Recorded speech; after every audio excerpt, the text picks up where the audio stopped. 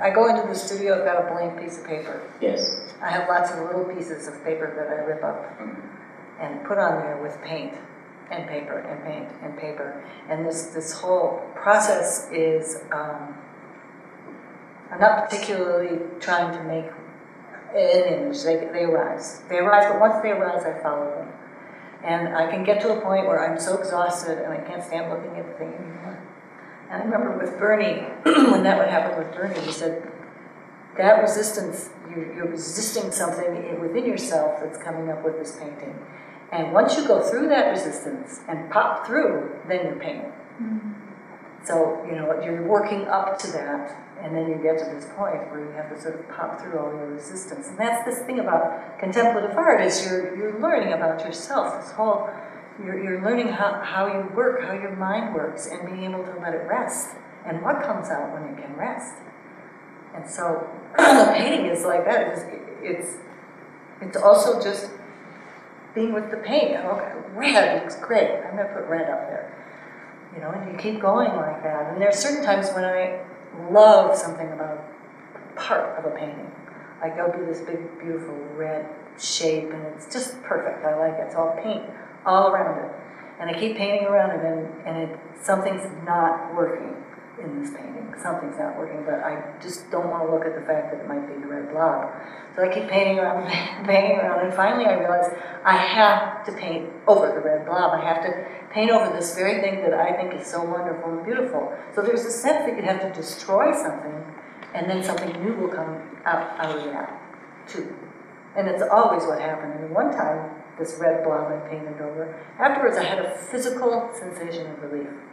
It was physical. It's just like, whoa, I didn't know I was holding on so hard. So, you know, all that attachment that you have to this pretty little part of your painting, or the whole painting itself, you have to be willing to just let it go. So that's part of what happens. And then at some point, it starts resonating, and it starts coming together, and you realize where it's going.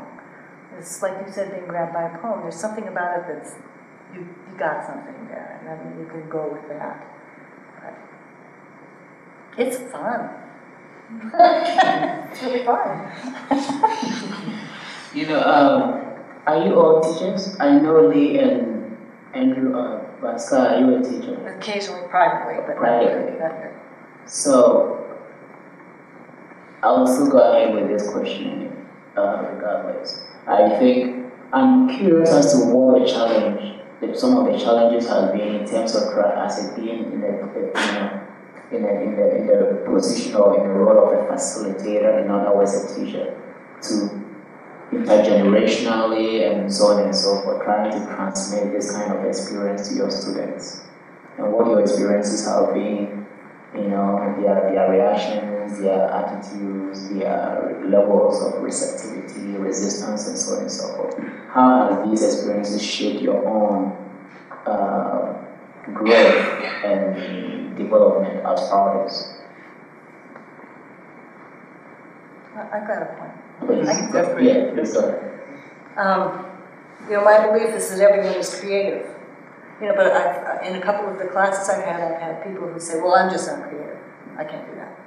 And I would get sort of angry with them. Like, yes, you are. You are creative. You know, and I'd sort of be almost hard on them, trying to force them to believe that they were creative. And I realized afterwards at some point, it was like, what are you trying to do?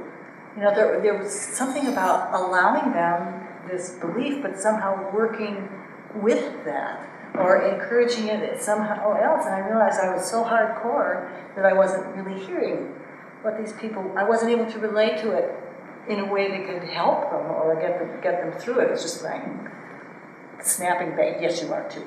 You are creative. You're creative. And I realized at some point that was not helpful. You know, that I had to be more accepting, that somebody would actually think that, and that maybe or maybe not, I could reach them. It's sort of like even letting go of that I can influence somebody, or, you know, make a difference. So that was the biggest thing I learned.